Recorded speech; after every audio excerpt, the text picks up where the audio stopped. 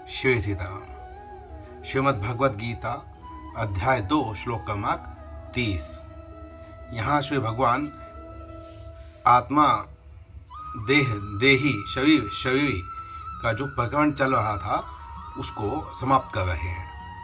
यहाँ पर दार्शनिक जो शब्द होते हैं, पुरुष, प्रकृति, अविद्या, विद्या, माया, इन सब का भगवान ने प्रयोग नहीं किया है।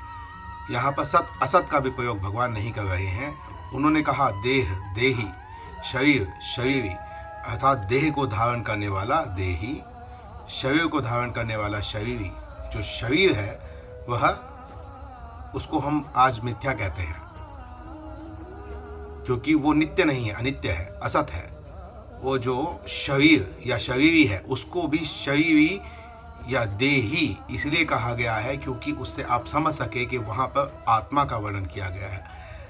अन्यथा अगर आप ऐसे लें कि किसी को अगर कोढ़ हो तो उसको कोढ़ी कहा जाए तो वो उसकी बीमारी को दर्शाता हुआ बताता है कि यह जो है यह इस बीमारी से बीमार है।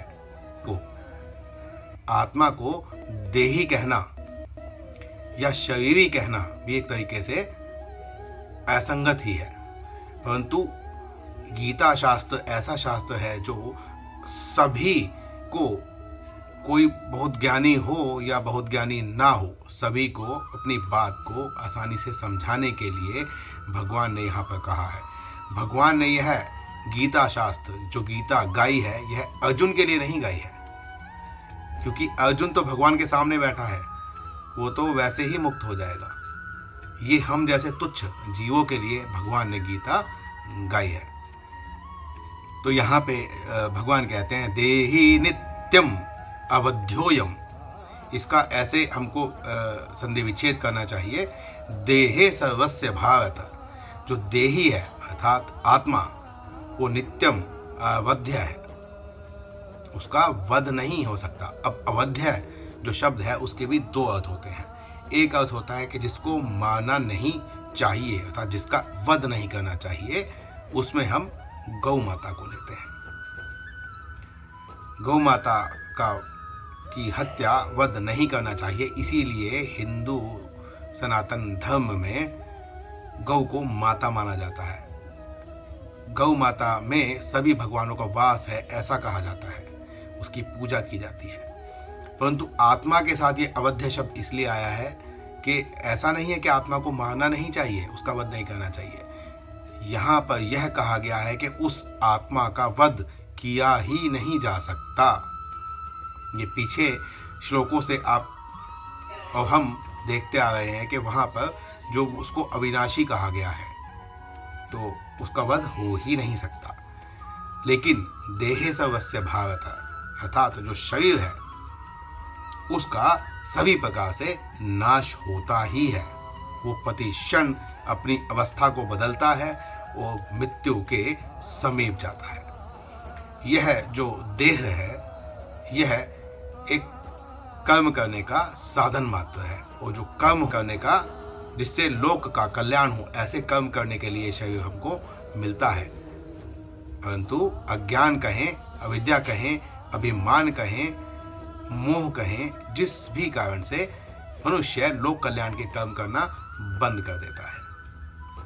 तो ये एक साधन मात्र है। जैसे कि हम एक पेन लेते हैं और उस पेन से हम कुछ लिखते हैं और लिखने के बाद उस पेन को वापस रख देते हैं। उस पेन को आप शरीर समझें। आत्मा उस शरीर को धारण करती है, शरीर वो कार्य करता है, आत्मा नहीं। आत्मा का देह से कोई संबंध होता ही नहीं है। और यह नियम है कि नित्य का अनित्य के साथ कोई संबंध हो ही नहीं सकता। यह जो शरीर है, स्थूल शरीर कर्म करता है, सूक्ष्म शरीर चिंतन करता है, वो कारण शरीर किसी भी प्रकृति के गुणों में स्थिर हो जाता है, तब ही कर्म होता है। अब यहाँ पर यह भी कहा गया है इसके बाद तस्मात् सर्वाणि भूतानि, इसीलिए सभी भूतों का, जीवों का नाश हो जाए तब भी तुमको सोचना नहीं चाहिए। तुम यहाँ पर शोक करने के योग्य नहीं हो। अगर सभी जीवों का भी नाश हो जाए, क्योंकि जो देह है वो तो उसका नाश होना ही है और आत्मा है उसका नाश हो नहीं सकता है। तो शोक किसके लिए करना, जिसका नाश होना ही है, चाहे आज हो चाहे कल हो चाहे परसों, नाश तो होना ही है, तो उसके लिए शोक कैसे करें। और जिसका नाश हो ही नहीं सकता, जो नित्य है, सर्वगता है, स्थाणु है, अचल है, अविनाशी है, उसके लिए क्या शोक करना। यह भगवान ने पहले भी कहा है कि ये जो भीष्म द्रोण आदि है इनका तुम शोक मत करो, इनको मैं पहले ही मार चुका हूं, इनको मैं पहले ही मार चुका हूं। अर्थात अब ये प्रेत योनि में, भूत योनि में, यहाँ पर भूतानी कहने का एक अर्थ यहाँ पर ये भी लगा सकते हैं। अब जो भीष्म द्रोण आदि हैं इनको मैं पहले ही मार चुका हूँ, अब इनके ये भूत प्रेत योनि में है, इस प्रेत योनि से इनको अपने बाणों के द्वारा शुद्ध कर दो ताकि ये स्वर्ग को जा सके। इस युद्ध भूमि में जितने भी वीर यहाँ पर लड़ने के लिए आए हैं, चाहे वो किसी भी पक्ष में हो, जो भी यहाँ पर वीर गति को प्राप्त होगा वह स्वर्ग को प्राप्त करेगा। यह भगवान पहले ही धर्म क्षेत्र कुरुक्षेत्र के हिसाब से पहले ही श्लोक में धर्म क्षेत्र कुरुक्षेत्र में कहलवा चुके हैं। कुरुक्षेत्र को धर्म क्षेत्र इसीलिए ही कहा गया था। यहाँ पर एक बार वो कहते हैं कि जो मनुष्य है वह अपने शरीर से असंगता नहीं करता है, परंतु संसार में सत और असत के भेद को ढूंढता है। वो कहता है कि यह सत है, ये असत है, परंतु वह अपने अंदर नहीं झांकता, अपने आप को नहीं देखता कि ये जो शरीर है यह साधन मात्र है।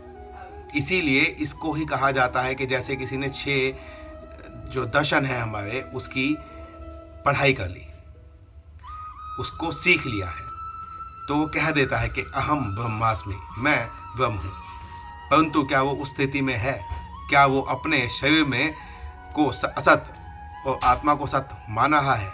क्या कह देने मात्र से ये बातें सिद्ध हो जाती है? ये अनुभव का विषय है, इसको अनुभव किया जाता है। बिना अनुभव किए बोलने से कुछ नहीं होता है। जब तक हम अपने शरीर के साथ में असंगता नहीं करेंगे, हम यह नहीं मानेंगे कि जो यह शरीर है यह अनित्य है, इसके साथ हमारा कोई संबंध नहीं है, और फिर उसके पश्चात जब हम कर्म करेंगे तो अच्छे कर्म में भी आसक्ति ना हो और बुरे कर्म के साथ में भी द्वेष ना हो।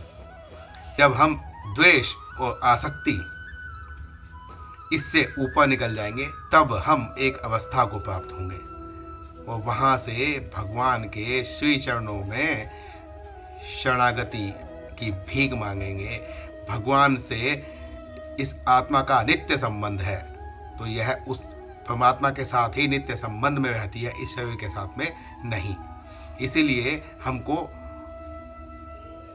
कोरा अध्ययन नहीं करना चाहिए, अनुभव करना चाहिए। हमारे सनातन धर्म में जितने भी दर्शन हैं वह दर्शन सीख के नहीं लिखे गए हैं, वह अनुभव का विषय है। जिसने जैसे देखा उसने वैसे बताया। पिछले श्लोक में कहा आश्चर्य के साथ देखा, आश्चर्य के साथ बताया, तो वो जो बताया गया है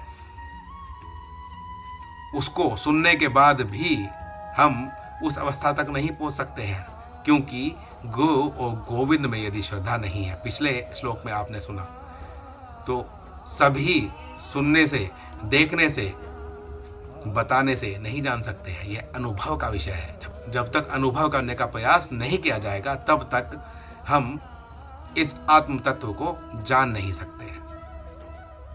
इसीलिए अब इस सांख्य योग का भगवान यहाँ पर उपसंहार करते हैं, देह देही के प्रकरण का उपसंहार कर रहे हैं। मिलते हैं अगले श्लोक में अगले व्याख्यान के साथ।